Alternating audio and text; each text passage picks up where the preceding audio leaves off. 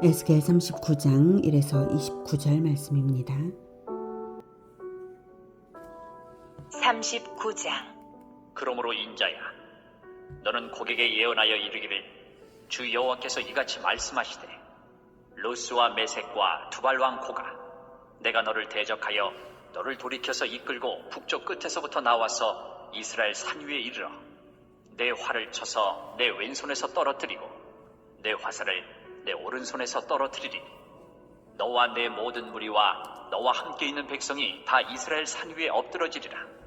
내가 너를 각종 사나운 새와 들짐승에게 넘겨 먹게 하리니 내가 빈들에 엎드러지리라. 이는 내가 말하였음이니라. 주 여호와의 말씀이니라. 내가 또 불을 마곡과 및 섬에 평안히 거주하는 자에게 내리리니 내가 여호와인 줄을 그들이 알리라. 내가 내 거룩한 이름을 내 백성 이스라엘 가운데에 알게 하여 다시는 내 거룩한 이름을 더럽히지 아니하게 하리니 내가 여호와 곧 이스라엘의 거룩한 자인 줄을 민족들이 알리라 하라. 주 여호와의 말씀이니라. 볼지어다, 그날이 와서 이루어지리니 내가 말한 그날이 이날이라. 사랑하는 형제 여러분, 7월 21일 금요일 저녁 묵상에 오신 것을 환영합니다. 38장과 39장에서는 미래의 하나님 나라 공동체인 교회를 위협할 마귀적 세력이 있음을 마곡 왕 곡의 공격으로 예표하고 있습니다. 과거 아수르와 바벨론의 공격을 이스라엘이 당할 때에는 이스라엘이 하나님을 반역함으로 심판의 도구로 하나님이 쓰셨다는 점이 있어서 아수르와 바벨론에게 침략의 명분이 그나마 있었는데요. 곡과 마곡의 공격은 전혀 그렇지 않습니다. 흠없는 공동체인 하나님의 교회 공동체를 곡과 마곡이 명분 없이 공격함으로써 아무런 명분도 없는 데다가 동서남북의 전 인류를 총망라하는 수준의 세력을 형성하여서 이스라엘을 포위 공격한다는 점에서 마귀가 자기 본색을 적나라하게 드러내어서 총력전으로 교회를 공격하는 모습이고요. 그러므로 마귀의 결정적 몰락의 때를 스스로 만드는 꼴이 됩니다.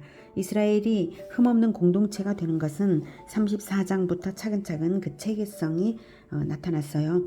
34장에서는 참된 목자이신 왕의 출현이 있었고요. 36장에서는 땅의 회복이 있고 37장에서는 백성의 회복, 즉 마른 뼈들의 부활에서 마른 뼈들이 부활해서 큰 군대가 되는 장면을 통해 보여주셨습니다. 백성의 회복을요.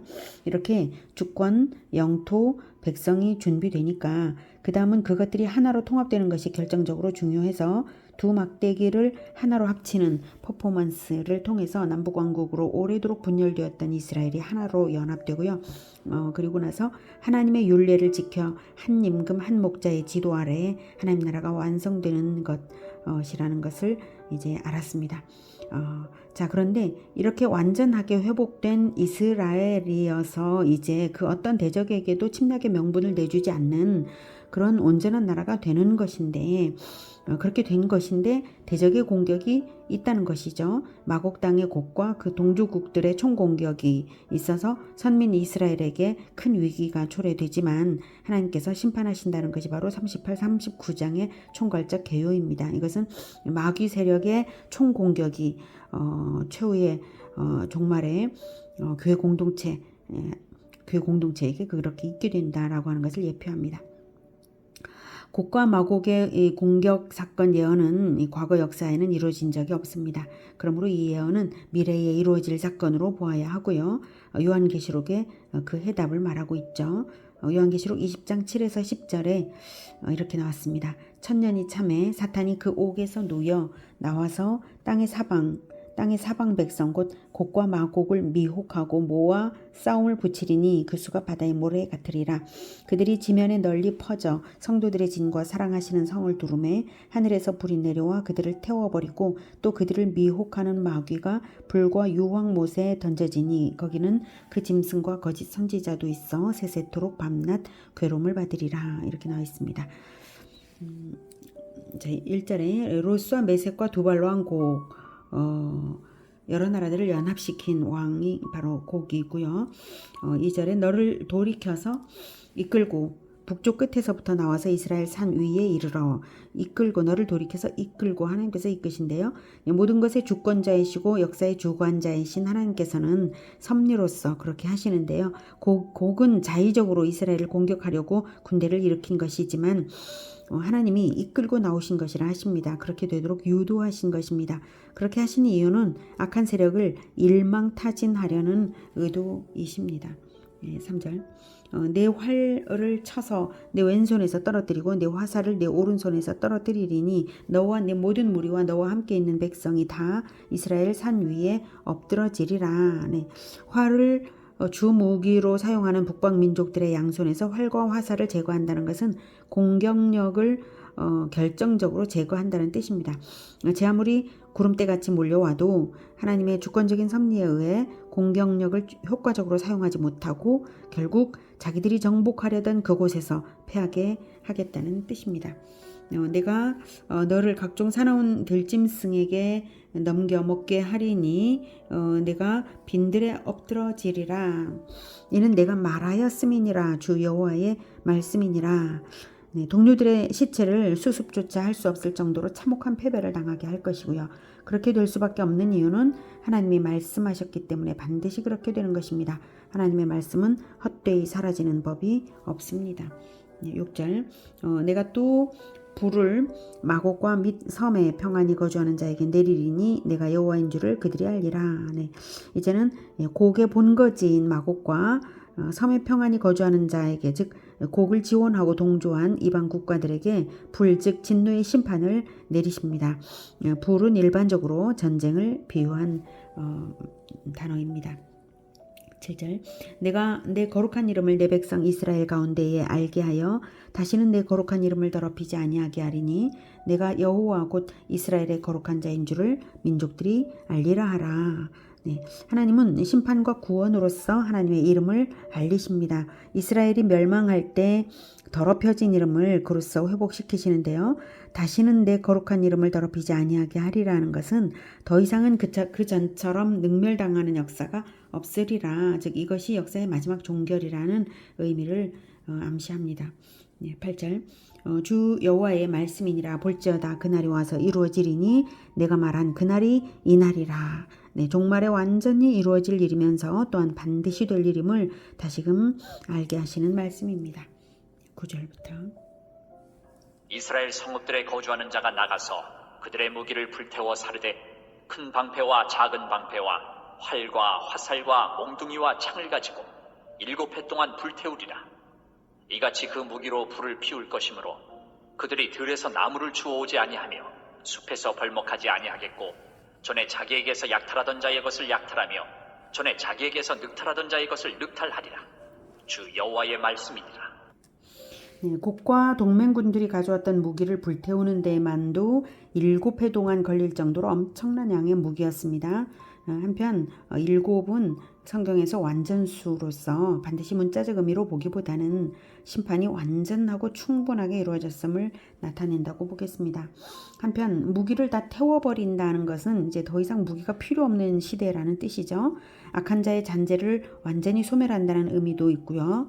이제 더 이상 무기가 필요 없이 승리하는 때를 맞이했다는 그런 의미입니다. 11절 그날에 내가 곡을 위하여 이스라엘 땅 곧 바다 동쪽 사람이 통행하는 골짜기를 매장지로 주리니 통행하던 길이 막힐 것이라. 사람이 거기에서 곡과 그 모든 무리를 매장하고 그 이름을 하몬곡의 골짜기라 일컬으리라. 이스라엘 족속이 7달 동안에 그들을 매장하여 그 땅을 정결하게 할 것이라. 그 땅 모든 백성이 그들을 매장하고 그로 말미암아 이름을 얻으리니 이는 나의 영광이 나타나는 날이니라. 주 여호와의 말씀이니라. 바다 동쪽 사람이 통행하는 골짜기 즉 사해 동쪽 골짜기를 가리키고요. 종말의 사건을 예표하는 것으로 볼 때에 문자적 의미보다는 사람이 통행하는 골짜기였던 곳인데 하몬곡의 골짜기 즉 곡의 무리들의 골짜기라는 그런 이름으로 바뀌어 버릴 정도로 곡의 무리의 희생은 엄청난 것이 된다라는 뜻입니다. 그러니까 곡의 무리의 그에 대한 심판이 이름이 이름이 매겨져서 그 지방의 땅의 이름이 될 정도로 기념이 된다는 거죠. 여기서 7달 동안 7달 동안에 그들을 매장한다는 것도 완전 수칠의 의미를 살려서 많은 수의 적의 시체를 충분한 기간 동안 매장하여서 충분히 정결케 한다라는 뜻입니다. 이렇게 완전한 승리로서 이스라엘의 하나님이 영광을 얻습니다. 14절. 네 사람을 택하여 그 땅에 늘 순행하며 매장할 사람과 더불어 지면에 남아있는 시체를 매장하여 그 땅을 정결하게 할 것이라. 7달 후에 그들이 살펴보되 지나가는 사람들이 그 땅으로 지나가다가 사람의 뼈를 보면 그 곁에 편말을 세워 매장하는 사람에게 가서 하몬국 골짜기에 매장하게 할 것이요 성읍의 이름도 하모나라 하리라. 그들이 이같이 그 땅을 정결하게 하리라. 네, 워낙 많은 매장이 이루어지다 보니 시체를 찾아 편말을 세우는 사역자들과 또 매장하는 사역자들이 따로 있어서 역할 분담을 해서 시행하고, 그렇게 해서 생겨난 성읍을 하몬곡에서 이름을 따서 또 하무나, 즉 많은 수의 무리라는 이름을 그 성읍 이름으로 붙인다는 것입니다. 이제 17절에서 20절은 이렇게 매장이 완수되기 전의 상황을, 그 전의 상황을 17절부터는 말하고 있습니다. 주 여호와께서 이같이 말씀하셨느니라. 너 인자야, 너는 각종 새와 들의 각종 짐승에게 이르기를 너희는 모여오라. 내가 너희를 위한 잔치, 곧 이스라엘 산 위에 예비한 큰 잔치로 너희는 사방에서 모여 살을 먹으며 피를 마실지어다. 너희가 용사의 살을 먹으며 세상 왕들의 피를 마시기를 바산의 살찐 짐승, 곧 순양이나 어린 양이나 염소나 숫송아지를 먹듯 할지라. 내가 너희를 위하여 예비한 잔치의 기름을 너희가 배불리 먹으며 그 피를 취하도록 마시되 내 상에서 말과 기병과 용사와 모든 군사를 배부르게 먹일지니라 하라. 주 여호와의 말씀이니라. 곡의 무리는 짐승들의 밥이 되다가 후에 매장되는 것입니다. 이거 17에서 20절이 이제 먼저 앞선 내용이고요. 자, 한편 이 장면은 요한계시록에도 나옵니다. 요한계시록 19장 13에서 18절에 또한 그가 피 뿌린 옷을 입었는데 그 이름은 하나님의 말씀이라 칭하더라. 네, 하나님의 말씀이신 그리스도가 장군이 되어서 이제 14절 하늘에 있는 군대들이 희고 깨끗한 세마포 옷을 입고 백마를 타고 그를 따르더라. 그의 입에서 예리한 검이 나오니 그것으로 만국을 치겠고 친히 그들을 철장으로 다스리며 또 친히 하나님 곧 전능하신 이의 맹렬한 진노의 포도주 틀을 밟겠고 그 옷과 그 다리에 이름을 쓴 것이 있으니 만왕의 왕이요 만주의 주라 하였더라. 또 내가 보니 한 천사가 태양 안에 서서 공중에 나는 모든 새를 향하여 큰 음성으로 외쳐 이르되 와서 하나님의 큰 잔치에 모여 왕들의 살과 장군들의 살과 장사들의 살과 말들과 그것을 탄 자들의 살과 자유인들이나 종들이나 작은 자나 큰 자나 모든 자의 살을 먹으라 하더라. 이렇게 하나님의 말씀이라 칭하는 분, 즉 말씀이신 우리 주 예수 그리스도가 이끄는 그리스도의 군대가 승리하여서 악한 세력은 들짐승들과 새들을 위한 하나님의 큰 잔치, 풍부한 먹이가 된다고 합니다. 최후의 심판임을 암시하고요. 또한 지금 에스겔 20절 내가 내 상에서 말과 기병과 용사와 모든 군사를 배부르게 먹을지니라 하라 라고 하는 것은 문자적으로 사람의 피와 살을 먹는다는 것이 아니라 승리로 인하여서 완전한 만족을 누린다 라는 그런 의미입니다. 21절 내가 내 영광을 여러 민족 가운데 나타내어 모든 민족이 내가 행한 심판과 내가 그 위에 나타낸 권능을 보게 하리니 그날 이후에 이스라엘 족속은 내가 여호와 자기들의 하나님인 줄을 알겠고 네, 하나님께서 곡과 그 무리를 향해 진노하사 공의롭게 심판하신 이유가 대적에 대한 보험 그 자체만 아니라 이스라엘로 하여금 온전한 하나님의 백성이 되게 하고 그럼으로써 온 세계의 자기 백성을 구원하시는 영광의 하나님을 알리시는 것입니다. 그뿐만 아니라 이제 과거사의 이유도 깨닫게 하는 이중적 효과도 되는 것을 23절부터 알 수 있습니다. 여러 민족은 이스라엘 족속이 그 죄악으로 말미암아 사로잡혀갔던 줄을 알지라. 그들이 내게 범죄하였으므로 내 얼굴을 그들에게 가리고 그들을 그 원수의 손에 넘겨 다 칼에 엎드러지게 하였으되 내가 그들의 더러움과 그들의 범죄한 대로 행하여 그들에게 내 얼굴을 가리었었느니라. 네, 이스라엘의 하나님이 무능해서 이스라엘을 원수의 손에 이르신 것이 아니라 과거에 하나님이 거룩하신 분이셔서 이스라엘의 범죄를 징계하지 않을 수 없으심으로 원수의 손에 넘기셨던 진실을 이 최후의 사건을 통해서 하나님의 진면목이 드러나니까 세계 열방이 알게 된다라는 것입니다. 그렇게 이루어질 최후의 사건들을 예언하셨으므로 그 일들을 예비하셔야죠. 그래서 그 예비하기 위하여서 먼저 앞서서 하실 일은 바로 이스라엘의 귀환입니다. 그것을 25절부터 말씀하십니다. 그러므로 주 여호와께서 이같이 말씀하셨느니라. 내가 이제 내 거룩한 이름을 위하여 열심을 내어 야곱의 사로잡힌 자를 돌아오게 하며 이스라엘 온 족속에게 사랑을 베풀지라. 그들이 그 땅에 평안히 거주하고 두렵게 할 자가 없게 될 때에 부끄러움을 품고 내게 범한 죄를 뉘우치리니 내가 그들을 만민 중에서 돌아오게 하고 적국 중에서 모아내어 많은 민족이 보는 데에서 그들로 말미암아 나의 거룩함을 나타낼 때라. 전에는 내가 그들이 사로잡혀 여러 나라에 이르게 하였거니와 후에는 내가 그들을 모아 고국 땅으로 돌아오게 하고 그 한 사람도 이방에 남기지 아니하리니 그들이 내가 여호와 자기들의 하나님인 줄을 알리라. 내가 다시는 내 얼굴을 그들에게 가리지 아니하리니 이는 내가 내 영을 이스라엘 족속에게 쏟았습니다. 주 여호와의 말씀이니라. 자, 이렇게 이스라엘은 회복되는데요. 회복의 핵심은 하나님과의 관계 회복입니다.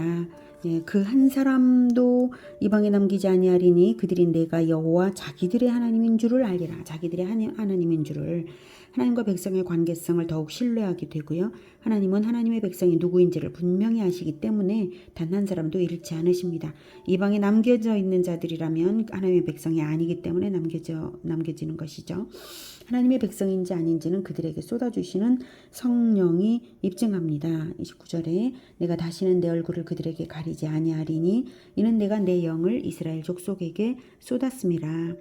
네, 이 약속은 그리스도의 승천 이후 오순절의 성령 강림 사건으로 폭발적으로 일어납니다. 그러므로 구약은 신약으로서 승화되어 성취되고요. 지금도 세계 열방 가운데서 성취되고 있는 중입니다. 하나님의 백성은 혈통적 이스라엘에서만 아니라 세계 열방에서 하나님께서 지금도 찾아내고 계시며 지금도 성령을 쏟아주시는 부흥의 때는 진행 중인 것입니다. 하나님의 최후의 심판은 반드시 있으며 최후 심판의 완성을 위해 역사는 진행 중입니다. 하나님의 백성들에게도 범죄하면 징계를 주시고 회복시키시고 또 성령으로 인도하십니다. 오직 하나님께서 정하신 대로 반드시 이루실 최후 승리를 바라보면서 거룩한 하나님의 백성, 말씀이신 그리스도의 군대로 살아가시기를 기원합니다. 기도하겠습니다. 은혜가 충만하시고 거룩하시고 또 심판주이신 하나님은 완전하셔서 그 어느 것 하나도 의미 없이 하시는 것이 없으십니다. 하나님의 징계에도 반드시 회복의 계획이 있고 모든 것이 하나님의 뜻대로 하나님께서 말씀하신 대로 다 됩니다. 하나님, 그러므로 우리가 아무것도 염려하지 않고 오직 말씀이신 우리 주 예수 그리스도의 그 법도대로만 따라가면서 그리스도의 군대로 살아가겠습니다. 하나님, 우리를 도우사 하나님께서 영광을 받으실 그러한 그리스도의 군대로 사용하여 주시옵소서. 예수 그리스도 이름으로 기도드립니다. 아멘. 이어지는 시간은 개인 기도 시간입니다.